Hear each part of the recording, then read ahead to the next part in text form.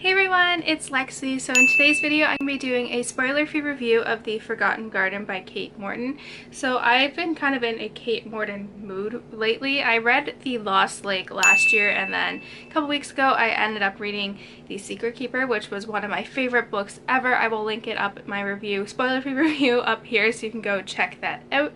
But basically the premise of this one is that it follows the story of a girl named Nell who on her 18th birthday finds out that her parents that she was loved her entire life aren't her true parents. She actually was found on the docks of Australia.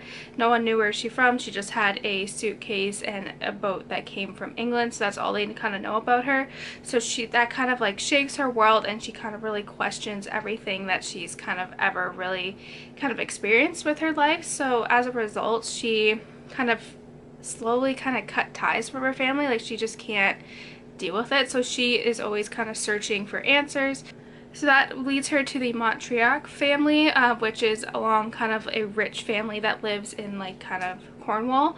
So she kind of investigates there. So then this book kind of really jumps around with the past. We kind of get Nell's story of her trying to figure out. We get Cassandra, who is Nell's granddaughter. So Nell kind of passes away kind of within the first chapter of kind of present day.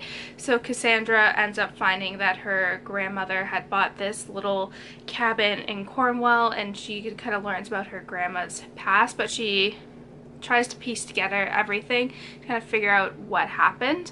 So she's kind of searching for answers too. And then it also flashes back to the early 1900s following Eliza, who is the authoress, and her story kind of ties in with everything. So overall, I loved this book. I immediately grew attached to all of the strong female characters in here. In particular, I really loved Eliza's story. I felt her part to just be very heartbreaking, but she was just a very interesting character to read from, which I really enjoyed kind of seeing that aspect. She's really interesting, which I really liked. I think she's just, I don't know, there's just something really unique about her, and I loved how it kind of tied in with early 1900s England and just the culture and kind of the evil kind of aunt. I really liked that aspect to it. And then Rose is Eliza's cousin, and she kind of plays a very big part in this as well. She is suspected to be Nell's biological mother. That's basically what Nell got out of it, but it's really, really neat. There are so many twists and turns in this book as well, so many things. It is just under 600 pages, so it is quite a big book. I read this when I went to Boston, hence you can kind of see my little windburn here from the boat, but you can go check out that vlog up here as well. But yeah, I just flew through this. I read probably the last 50% of the book on the ride home. I could not put it down. It was just so good. There's so many twists and turns, and then as I'm reading it, I'm trying to piece together everything that's kind of going on, and I kind of figured it out at the end, but just basically there's still some unanswered questions in here as well that don't really get tied in until the very, very end.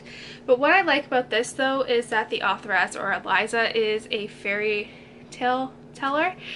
So she, they also include some of her works in here as well that kind of you don't really realize it reading it how it ties into everything, but then looking back you can see how it had a lot of plot points that were relevant later on. So I really love this book. I gave it a solid 5 out of 5 books. I could not recommend it anymore. I highly recommend this author just in general. I have been very pleased with what I have been reading in here, so I highly recommend this book. It was just so good, this author in general. So if you're looking for something that has mystery but it kind of crosses different time periods and then kind of family secrets and just strong female characters, then I highly recommend you check this book out. It was so good. I cannot praise this author or this book anymore, so just do me a favor and just pick it up. You will not be disappointed.